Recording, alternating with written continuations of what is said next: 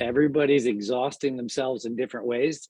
Clearly, the Ukrainians are exhausted, and the First Lady of Ukraine just took her first international trip to the United States to ask for a lot more support, including a lot more weapons, because the Ukrainians are losing hundreds of soldiers every week and running through all of that Western assistance very quickly, and they need more.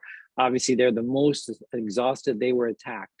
Russia is more exhausted than people realize. Although they've taken financial steps to protect the ruble and to keep the economy afloat, there's many things that are masked here. 500,000 Russians left in protest of the war, a lot of expertise left, sanctions and general deterioration of the Russian economy will probably shrink it this year.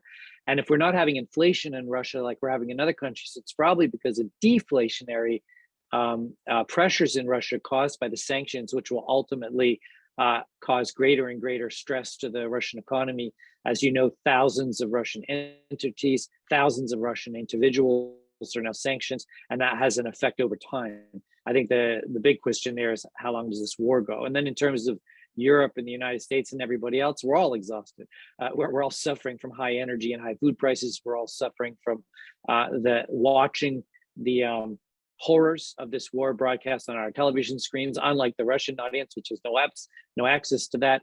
And it's devastating to watch, and so, I don't think this war is coming to an end anytime soon, hopefully sooner rather than later. But I do believe that the end of this war will be a little bit like Ukraine 2014, a little bit like the Armenia-Azerbaijan conflict, where a border will be shifted, a ceasefire will occur, and then the war will be over for the time being. That's not the optimal outcome from Europe, because since Russia's playing a long game, ultimately Europe is safe when Putin is gone. But as long as Putin's there, I think that's probably the best outcome, rather than a prolonged war in which Ukraine tries to claw back every inch of its stolen territory since 2014.